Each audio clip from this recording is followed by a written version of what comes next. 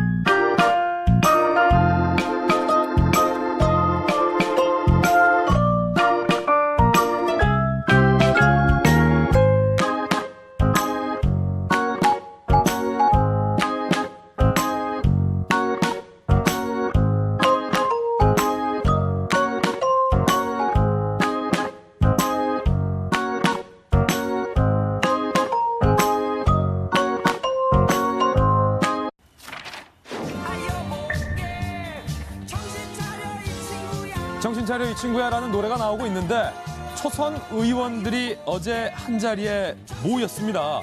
그런데 벌써부터 초선 의원들 과잉 의전에 논란이 되고 있습니다. 키워드 3가지를 꼽아봤는데요. 그 3가지 키워드 지금 바로 다 공개하겠습니다. 첫 번째, 어제 초선 의원 모임과 관련된 키워드는 특권의 문. 그리고 두 번째는 버스 6대. 그리고 세 번째는 646만 원인데 아니 이문순 변호사님 막 꿈에 부풀어 있을 초선 의원들이 어제 모처럼 한 자리에 모였는데 뭐 특권의 문은 무엇이고 버스 엿새는 무엇이고 646만 원 이게 다 뭡니까? 오늘 중앙일보에서 나온 기사인데요. 제가 오늘 아침에 읽은 기사 중에서 가장 날카로우면서도 굉장히 재미있게 읽은 기사입니다. 칭찬 나왔습니다. 네, 되게 재밌게 읽었어요. 먼저 특권의 문이 무엇이냐? 어제 초선 의원들이 당선자 오찬을 마치고 그리고 난 다음에 모두 다 국회 사무처가 마련한 어떤 장소에 갔는데요. 예. 여기에 가려고 하면은 오찬이 열린 의원회관을 가야 되잖아요. 예. 의원회관의 문이 되게 정문이 크단 말이에요. 근데 이 큰 문 중에 중앙에 딱 하나 있는 큰 유리창의 의원 전용 문이라고 합니다. 그것도 통유리로. 통유리로 딱 거기 의원만 지나갈 수 있어요. 어허. 그럼 이 의원 옆에 있는 보좌관들은 어떻게 지나가느냐? 그 옆에 조만하게 있는 작은 회전문을 통해서 들어가야 한다. 아니 그럼 민원인들도 그 회전문을 통해서 회전문을 통해서 들어가고. 그러니까 이 특권의 문은 무엇이냐? 의원 전용 문을 통해서 이 초선 의원들이 너무 당연히들 다 그 문으로만 가더라라는 것이 바로 그 특권의 문이고요. 예. 그 특권의 문을 통과한 후 로비에 섰겠죠. 예. 그 다음에 저희가 있는 연찬이 있는 식당으로 가려고 하는데 로비는 참고로 2층이고요. 예. 1층인가요? 2층입니다. 2층이고요. 오찬장은 3층이기 때문에 한 층 차이입니다. 한층 차이. 자, 이분들이 뭘 타고 가느냐? 모두 다 엘리베이터를 타고 가는데 그 엘리베이터를 가기 위해서 한 층을 올라가기 위해서 3대 엘리베이터를 잡아놨다라고 합니다. 거의 다 잡았네요. 국회 사무처에서 바로 이렇게 과잉 의전을 하면서 3개를 딱 잡아놓은 바람에 더 높은 층으로 가는 민원인들은 계속해서 엘리베이터를 기다리고 있거나 남아있는 몇 개 안 되는 엘리베이터를 타야 하거나 계단으로 올라가야 했다는 거예요. 어허. 바로 여직원들이 서 있는 모습이 잡아놓은 3대 엘리베이터에서 의원님들이 타시기를 기다리고 있는 거죠. 예. 이것이 바로 이제 특권 엘리베이터였고요. 그리고 난 다음에 6대의 대형 버스는 무엇이냐? 네. 그리고 난 다음에 이분들이 원래 이제 점심을 먹고 나서 의원회관으로 온 건데요. 점심을 먹고 이동하는 거리가 300m래요. 점심을 먹고 300m 딱 300m 이동하면 된다고 합니다. 의원회관까지. 네. 그런데 버스 6대를 잡아놓고서 버스 6대에 그 초선 의원들을 모두 태우고 이동시켰다라고 합니다. 아, 혹시 어제 비가 오지 않았습니까? 어제 쨍했습니다. 쨍쨍했군요. 날씨 매우 좋고 미세먼지도 없었습니다. 어허. 이런 모습에 그다음에 끝까지 이 신문이 뽑은 사실 제일 재미있는 장면이 무엇이었냐 하면은 그다음에 이날 사무처는 오후 3시쯤 당선자들에게 국회의원 수당 및 지원 경비를 소개하는 순서를 진행했다고 해요. 수당 얘기 나왔어요. 3시. 얼마나 밥 먹고 나서 졸리겠습니까? 예. 다 졸고 있었다라고 합니다. 그랬는데 수당 및 지원 경비가 딱 나오고 일반 수당 월 646만 원이라는 게 앞에 화면에 뜨는 순간 모두 갑자기 당선자들은 일제히 자세를 바로하고 드디어 비로소 화면을 주시했다라고 합니다. 잠에서 깨어난 게 일반 수당 월 646만 원 플러스 입법 활동비 월 314만 원 플러스 관리 수당 71만 원. 돈 1,000만 원 월 수입이 나오니까 잠에서 깨어났다라는 얘기인데 정성희 위원님 국회 초선입니다. 초선 국회의원들도 대단하지요. 대단하신 국회의원님들인데 벌써부터 국회 문 열자마자 특권의 문 엘리베이터 3대 한층 간다고 잡아놓고 300m 버스 6대 동원하고 졸다가 646만 원 얘기 나오니까 벌떡 눈을 깨고 그것도 처음 초선 당선인 연찬회에 29명이 지각을 하거나 불참을 하고 저도 이제 국회의원회관하고 헌정기념관 여기 이제 가봤는데 약간 멀어요. 그렇지만 이제 산책하면서 거기에는 좋은 건데 제가 생각에 6대를 동원한 거는 아마 두 군데로 빠질까봐 연찬회 안 가고 하질까봐 원래 이렇게 국회의원이나 뭐 기자들 3명 데리고 가는 게 개미 3마리 데리고 서울 부상하는 것보다 어렵다고 하지 않습니까? 그래서 예. 딴 데를 못 빠지게 하기 위해서 이렇게 갖다 놓은 것 같고요. 그것도 문제네요. 초선 의원이 딴 데로 샌다면. 그죠? 국회 그 의원 들어갈 때 그 전용문 있고 옆에 이제 다른 문이 있습니다. 저로 다른 문을 통해서 이제 신분증을 맡기고 이제 통과하는데요.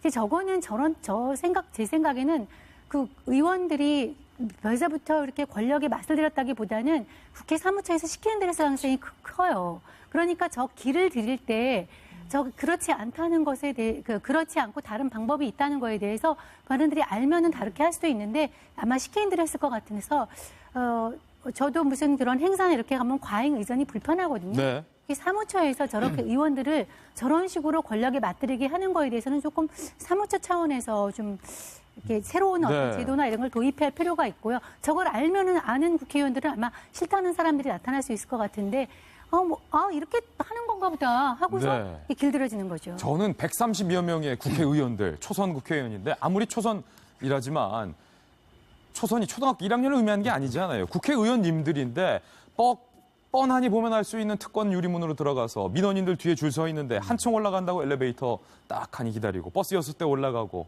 졸고 지각하고 우리가 시쳇말로 싹수가 노랗다라는 말이 있지 않습니까? 네. 국민들이 이걸 보면서 그런 생각을 할까 봐 벌써부터 저는 걱정입니다. 유치하죠. 유치하고 여기에 들어간 예산도 적지 않을 겁니다. 버스 6대 요즘 뭐 시가로 계산해 보면 버스 한 대 부르는데 수십만 원 하니까 굳이 안 써도 될 예산들을 저렇게 낭비했던 거로 볼 수 있는데요.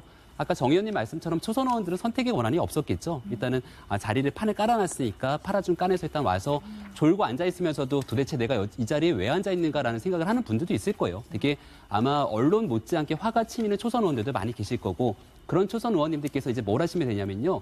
올해 국정감사에서 운영위원회 들어가시는 분들이 반드시 이런 사태에 대해서 예산을 얼마 썼는지 낱낱이 따져보고 다시는 이런 일을 하지 않게 만드셔야 돼요. 그런 예. 역할들을 만약에 초선 의원님들이 안 하신다라면 진짜 그때야말로 국민이 뽑아준 그 역할을 제대로 안 하는 거겠죠. 예. 제가 어제 여기 초선 의원 몇 명 이야기해 보니까 엘리베이터 안 탔다는 사람들도 많더라고요. 한쪽인데 뭘 그걸 타냐. 그런데 방금 다들 말씀하신 대로 이건 사무처에서 준비를 한 것 같고 저는 초선 의원들이 다른 걸 하나를 느껴봤으면 좋겠어요. 뭐 별거 아닌데 이렇게 보도되냐라고 생각하시는 분들 많을 거예요. 그리고 내가 이거 하려고 해달라고 한 거냐 억울하다라고 생각하시는 분들 많을 텐데 예. 정치인 특히 국회의원은 그렇게 감시의 대상이라는 겁니다. 그렇죠. 이분들이 이제 밖에서는 아마도 내가 들어가가지고 뭐 썩어 빠진 국회 바꾸겠습니다. 들어가서 잘하겠습니다라고 이야기 얼마나 많이 하셔가지고 당선됐겠습니까? 이제부터는 선배 국회의원들도 그랬던 거예요. 사실은 조금 억울한 게 있어도 욕먹고 그랬던데 본인들도 똑같다. 그래서 이걸 억울하게 느낄 게 아니라 더 투명하게 맞습니다. 더 감시를 견뎌야 된다라는 깨달음을 얻으셨으면 좋겠습니다. 지각하지 마십시오. 결석하지 마십시오. 졸지 마십시오. 우리 국민들이 기자의 눈을 통해서 뚜렷이 지켜보고 있다는 사실 국회의원님들 명심하셨으면 좋겠습니다. 초선 버릇이 5선 갑니다. 이번엔 저희가 준비한 돌직구쇼의 코너 속 코너입니다. 사회탐구 영역으로 이동하겠습니다. 첫 번째 영역을 지금 바로 공개합니다.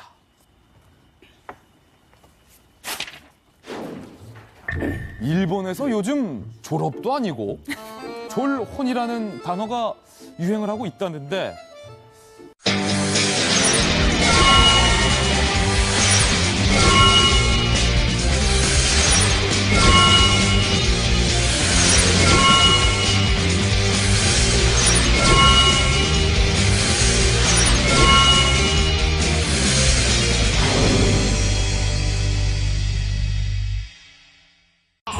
국회의원들의 아름다운 특권, 강용석의 고소한 19에서 깨알같이 수락했습니다.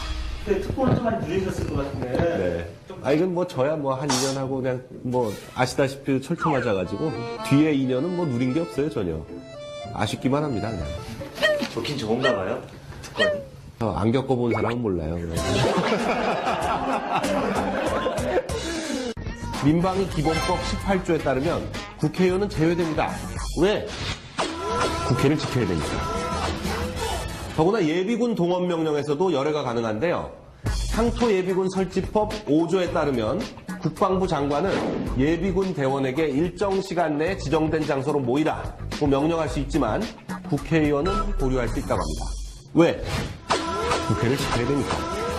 이 새끼한테 입만 벌리면 거짓말이 자동으로 나와.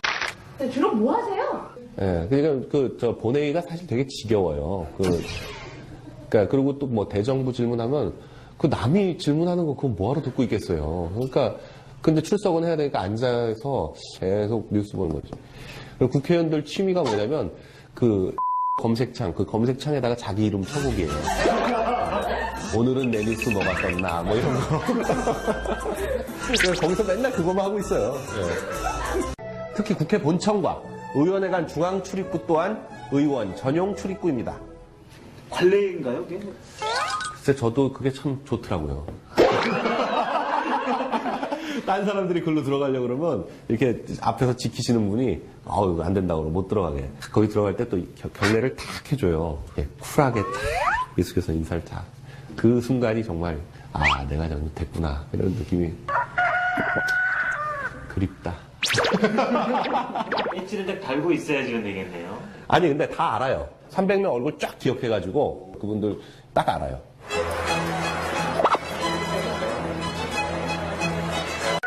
그렇게 공항에서 부대받는 게 좋으셨어요?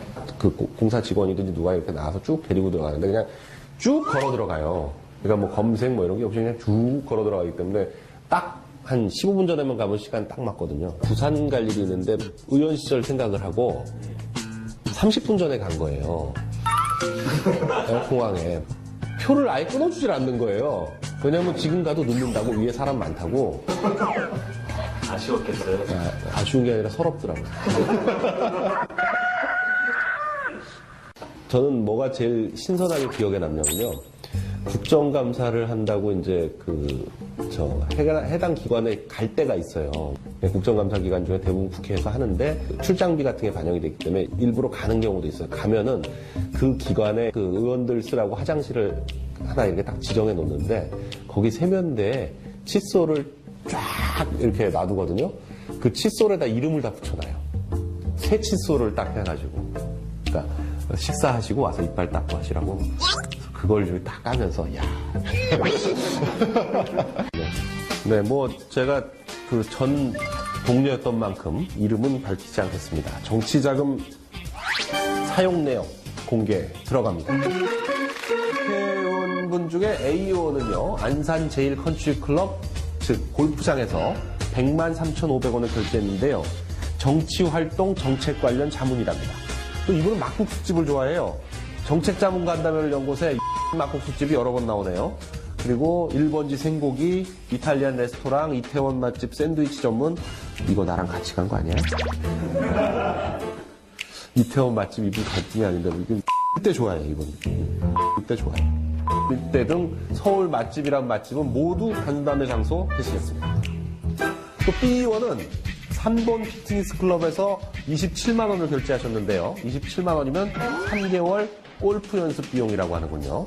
또 2010년 C1은 왜 나랑 친한 사람들만 나와?